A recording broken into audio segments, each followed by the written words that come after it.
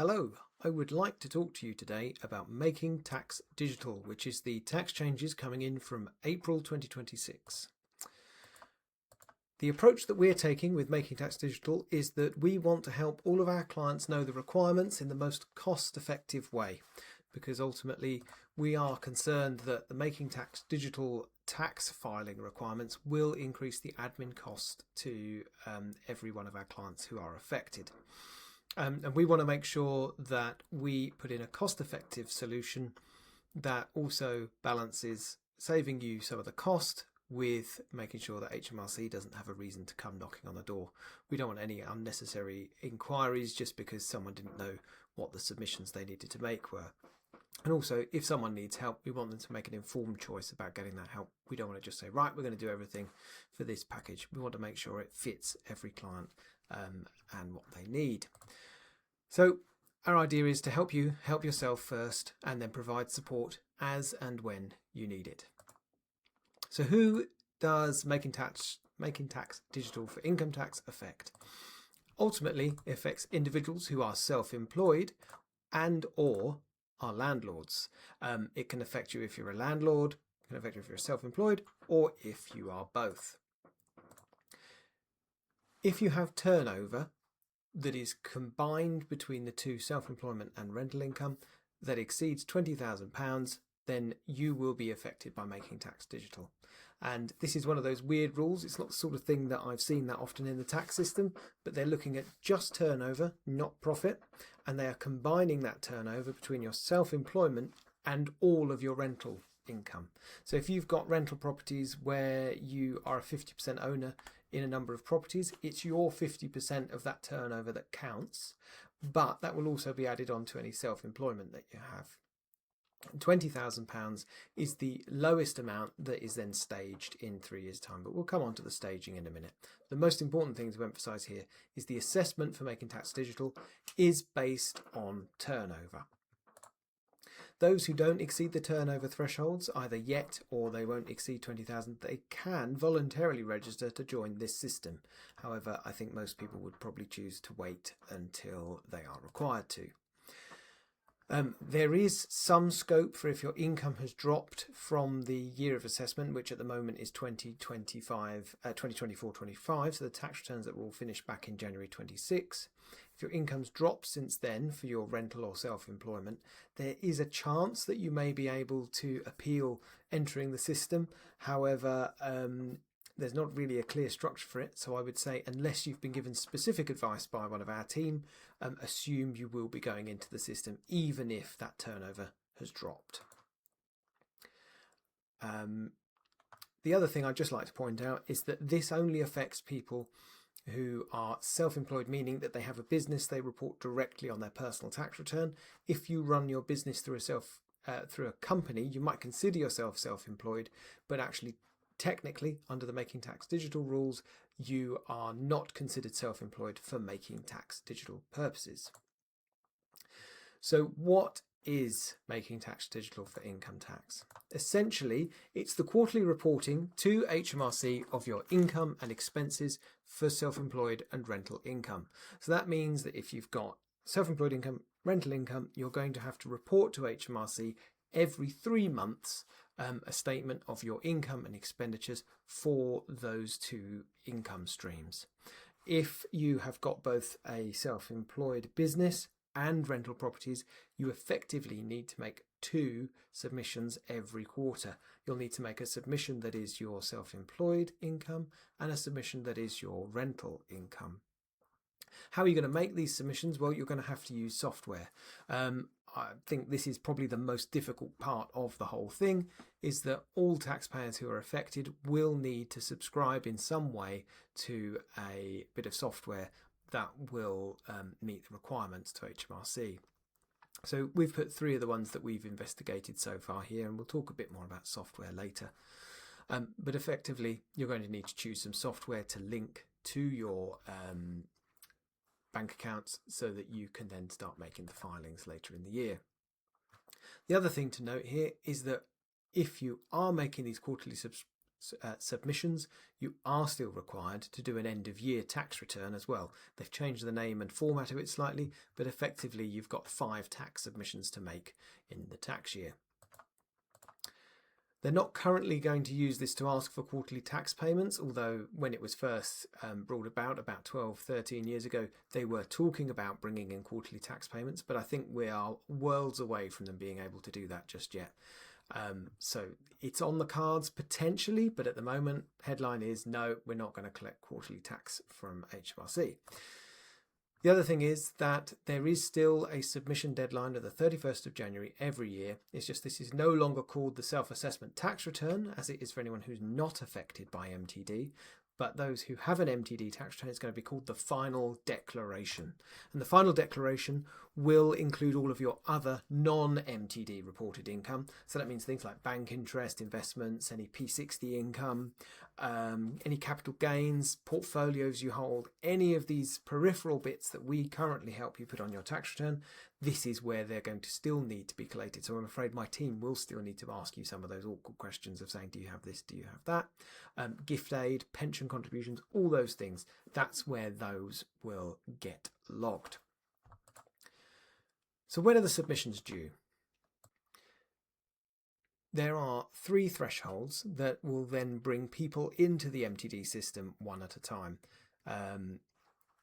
The first threshold is going to be 50,000. So most people who have got a combined turnover from self-employment and rental that exceeds £50,000, you probably have already received a letter from HMRC saying it's time for you to get ready for MTD, because those with that exceeding that threshold will need to be in the system from April 2026. The next staging in 2027 is for those with turnover higher than 30,000, and then from April 2028 anyone with £20,000 or more in turnover from the combined 2 income streams will then fall into the system. They haven't announced that they're going to go anywhere beyond 20,000. I think they're trying to argue that at that threshold you can probably absorb the cost of the admin requirements. That's probably the theory anyway. But if it goes below that, then there might be all sorts of problems trying to get much smaller landlords to make these declarations. Now, once you've got your staging date, you know what tax year you're going to start reporting this from, you then want to know when does each quarter's report need to be filed with HMRC. The default reporting dates are the tax dates. So they are the weird numbers of being the 5th of the month. So the 5th of July is the end of quarter 1, 5th of October is the end of quarter 2, 5th of January is the end of quarter 3, and the 5th of April, end of the tax year, is also the end of quarter 4. These will all need to be submitted, so that quarter data from the 6th of April 2026 to the 5th of July 2026 will need to be submitted by the 7th of August. Now they have allowed in there provision to say that if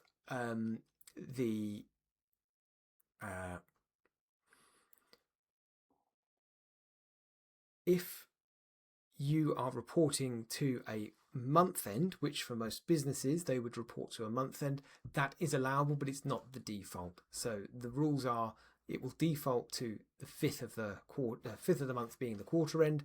But if you are reporting to the end of a month, which is much more sensible for a business, then that is okay. But they're sort of putting that as an aside. That's okay. So, but as far as we understand at the moment, everyone has the same deadline, 7th of August, whether you're reporting to the 30th of June or the 5th of July. So how do we go about making these submissions? The first thing that I would recommend, and I'd recommend you do this as the first step, is to separate your bank accounts so that your rental accounts and your sole trade accounts are completely separate from each other and from your personal accounts. The next step then will be to register with HMRC for making tax digital. Then you'll need to set up your software and process the data monthly. Once you've done that, I then recommend you review your first set of data. We'll go into a bit more detail of that in a minute. And then set up diary reminders to make sure you make those submissions in time. So let's look at separating the bank account first. I say it's good advice anyway to have a separate bank account for your self-employed business and a separate bank account for your rental properties. You may already have separate bank accounts for rental properties depending on who you share those properties with. But this becomes even more important for making tax digital, because what you're going to need to do is have a completely clean bank account that you can then link with the software. It can read the bank transactions and help you make that bookkeeping as painless as possible.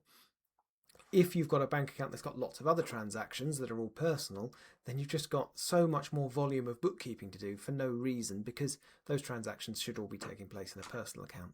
The reason why I say that this is always good advice anyway is because if you have an inspection from a HMRC inspector, or they open an inquiry, they may ask to see the bank statements supporting the transactions for your self-employment or for the rental property. And if that's all muddied with other transactions that are personal, or it's not clear what is property, what is business, they can ask some awkward questions. So just keep it clean in the bank accounts, keep the administration nice and tidy, and it just means that any of those problems will be easier to deal with in the future.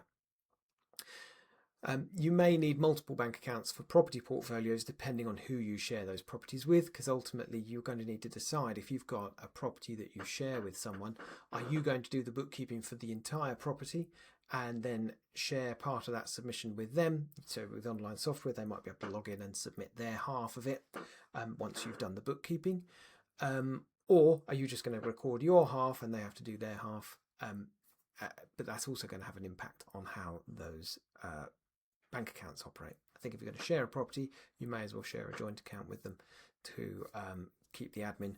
Although I would say, from what I understand, at the moment you have a joint account with someone, your credit scores have got some sort of interconnectivity.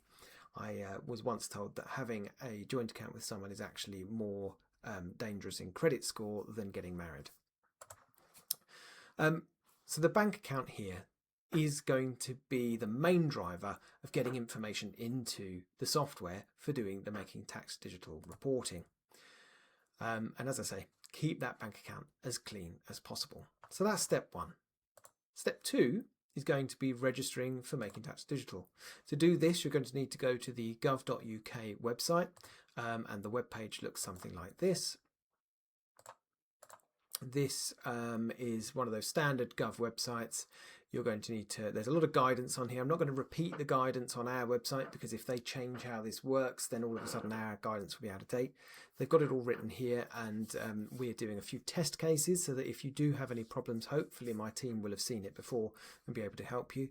You're going to need to click this big green button, sign up now. Once you go to that, you're going to need to use either your government gateway account or your one login, the new government login details that they're trying to move everyone over to. So make sure you have one of those to hand in order to start the process. So once you have gone into the website, you're going to need to prepare yourself by making sure you have your government gateway. I recommend that you have your 2024-25 tax return to hand. They may ask some security questions that relate to entries on that return. I would recommend that if you also have employment, that you have your P60 to hand as well, because sometimes they ask what was the tax deduction amount on your last P60. And it's also probably advisable to have your passport or driving license in case they need it for any ID verification, because you know what these systems are like. One problem that I have heard has been coming up with Making Tax Digital is where there's a slight difference, or a big difference, in the address that's on the top of your tax return last submitted to HMRC and what you would write your address down normally as. Because if you start typing in an address that HMRC don't have on file, when you start going through the MTD registration process, it could cause an error and them to kick you out of the system and not allow you to register at that time. So having that tax return in front of you gives you at least half a chance of mirroring exactly what HMRC is seeing on their records. If there is a problem with that, then it might be that we need to file an update to your address to HMRC, or it might be that we can go online and just check what address they have written down. The other information you might need, if you've only just started operating a rental property or sole trade, you may need to have the note of when that trade started if it was less than 2 years ago. So you may need to go back one further tax return just to see what that official date was. You'll need to know your staging date because it will ask you to confirm when you believe you will enter the MTD system. And I suspect most people going through this process now will be, we need to do this from the 6th of April 2026. It will ask you to state your business name and the nature of your business on your tax return for sole traders.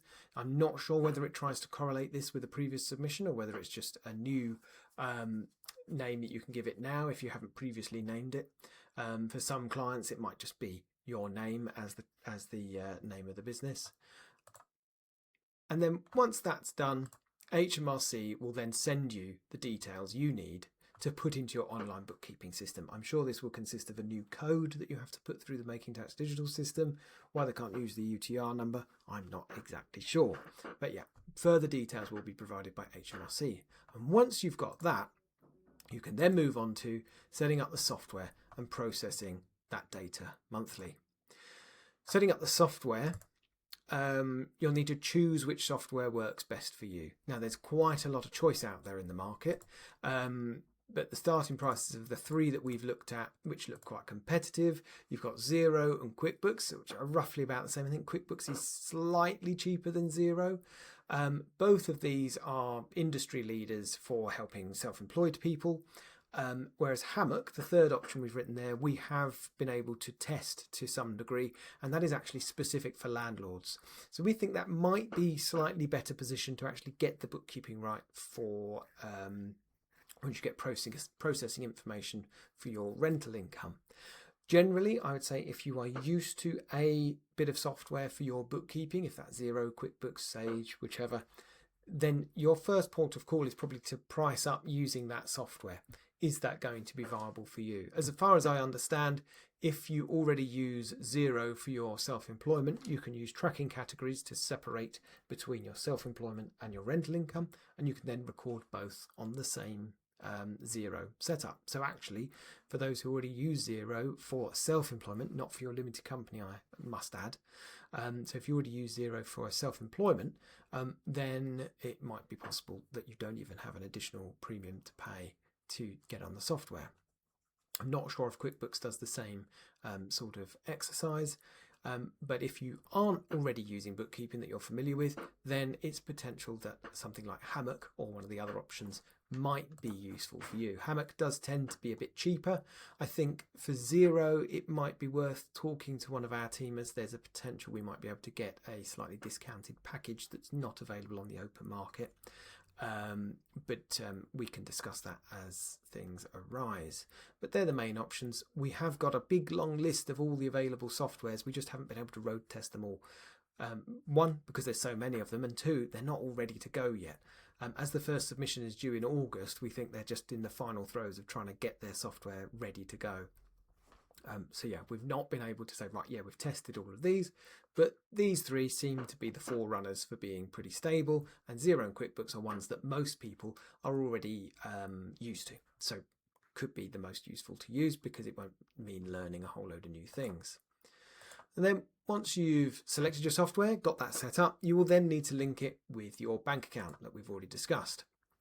And then you'll need to set up the reporting. Now, this bit I've highlighted in red because this is where you may need A4G's help.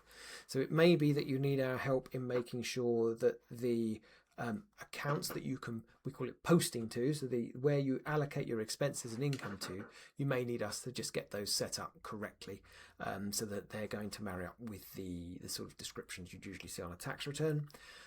We also would need to help make sure that we're outlining where capital items go and how that would be accounted for in it. And then the other thing is we also need to decide on how we will include in your bookkeeping any expenses that are taking place outside of that specified bank account. So if you've got some expenditure that you incur personally, but really is for the benefit of your self-employed business or your rental property, we're going to need to find a way of putting that through the bookkeeping, even though it's not in the bank account. And it depends what it is and depends how you pay for it as to what the best method for that is. I mean, you could do a transfer and then label it, but different systems will have different ways of actually putting in sort of owner's expenses to make sure they're included. The other thing is that those and any other adjustments that we would often make at the year end, we would recommend that you consider putting those through quarterly, so that each submission on a cumulative basis is going to add up to that final one, and it's not a case of that fifth submission suddenly has a load of big adjustments. There are some guidance that HMRC has given, certainly when it comes to landlords, because one of the big issues that I think landlords are going to face is that often you will receive your income from the property after the expenses that a letting agent has deducted from you. So that bank account's only going to show you the net amount you've received, whereas HMRC want to very clearly see what the turnover is before any of those deductions. As I say, I think Hammock might be one that's developing a way of actually getting that to work better than others because they're landlord specific. But what HMRC are saying is that you could submit your turnover based on your net receipts for the not on your gross receipts, so the amount that is turned over in rental income from your tenant. Report that every 3 months, every 3 months, and then in the final submission you can then put in the expenses. Now, we're a little bit reluctant to do that because we think that any big adjustments made in that fifth submission is a bit of a red flag to HMRC to say, oh, this person's not keeping their records correctly. So where possible, we would say you should try and avoid that. And then, as I already sort of alluded to, is it's very important that when you come to the costs you're putting through, whether that's for a rental property or a self-employed business, you need to make sure that you are considering if those costs are revenue in nature or capital. So when I say revenue, I mean it's just sort of a general repair. It's something that's happened that is just bringing something back up to its normal condition to continue operating the property or the business.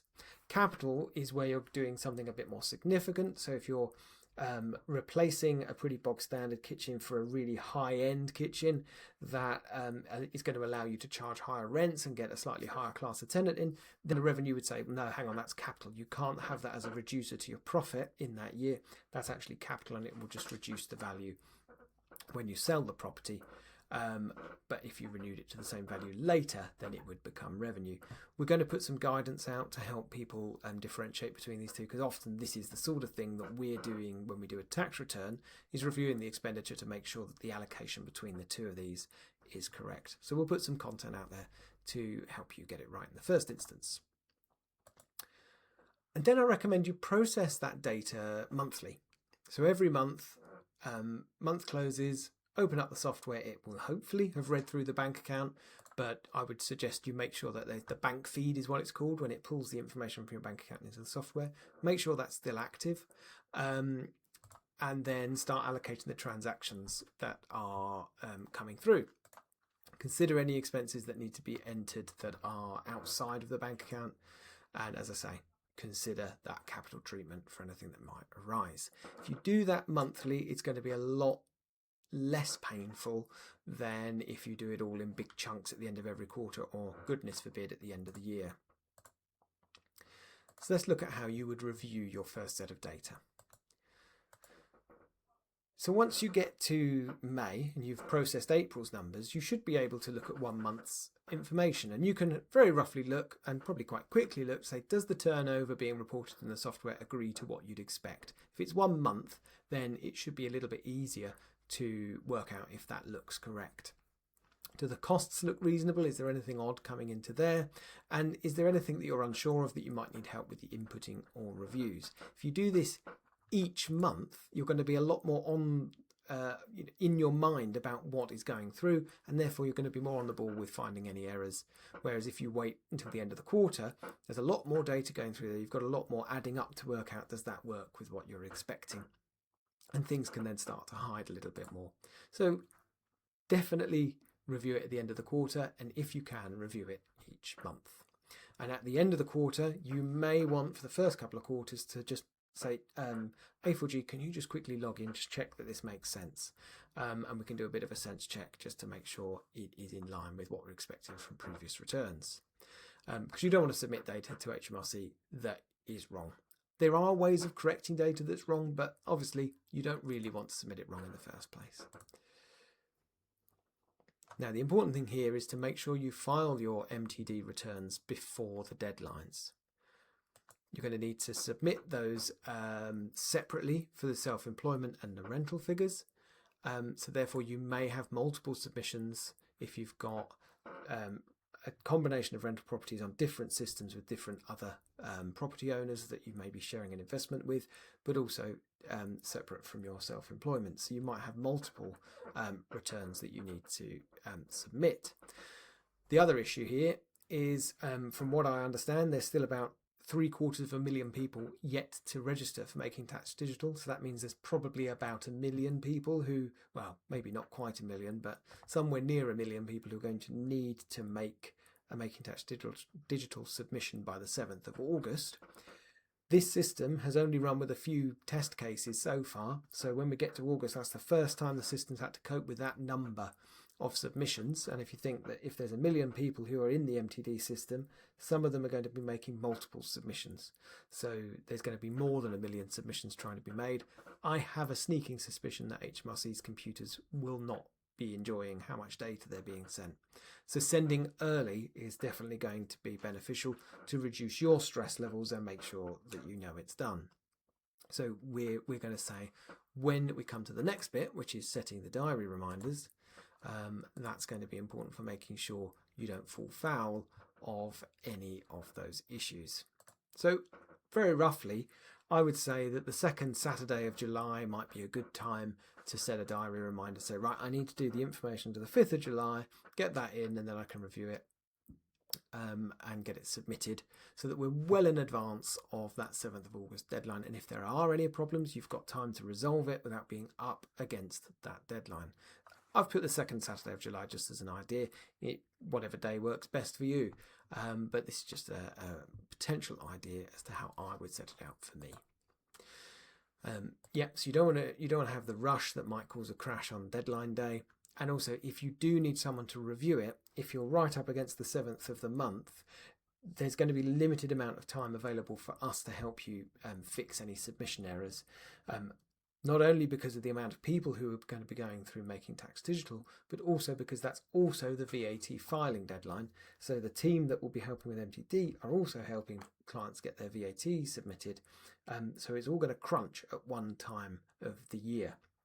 So yeah, getting in early will be vital if you need our help as well. MTD for income tax. What if I don't do this? I'm sure many people are thinking, do I really have to do this? What are the consequences if I don't? Well, there is a penalty regime in place similar to the VAT penalty regime. That is that every failed submission will earn you a penalty point. So if you fail a quarter, that's a penalty point. If you fail 4 quarters, that's 4 penalty points. If you fail 4 quarters and the final submission, then that is 5 points. And points are then gauged against a threshold, which for anyone who's doing quarterly returns, you've got 4 points before you get a penalty. So let's say you've failed 4 quarterly returns. That means you're now the next failure you have, you're going to have a penalty. So miss the 5th, miss your final submission, you've got a penalty. And once you've missed that, it means that you're then in the penalty regime and it takes a little bit of effort to come out of that. There's a £200 penalty for exceeding the points threshold. And once you have exceeded it, you're going to have to then make all of your consecutive submissions for the next year on time in order to get out of being fined for the next failure. If you've only got 1 or 2 points and you've not exceeded the threshold, then after 2 years those points are removed from your account. But yeah, it means you're going to have to really, if you're going to enter the penalty box and start getting fines, then you've really got to get on top of getting all those submissions in line, otherwise it's going to really ramp up the cost quite quickly. One thing that they have said, which is nice, is that for the first year of submissions, so 26-27, they're not going to be fining people in that period of time. However, don't get lulled into a false sense of security. So no points in the initial year, but the final submission would still incur a 200 a penalty point effectively. So if you've been told by HMRC you need to file under MTD, you must file all of the quarter's MTD returns before you can do your end of year return. So that means if you've got the letter saying please submit via MTD, we can't just fix it at the year end and file a tax return and make sure everything's covered. We would have to go back and do every single quarter that's missing and then do the final return. So it's not a case of leaving it to the end will make it cheaper. It's going to actually mean you've got 4 returns to do before you can even get to that final return. So what's next? I've just repeated here the list of items that we've got there. So make sure you set up a separate bank account for all of your MTD related income. Register with HMRC as early as you can.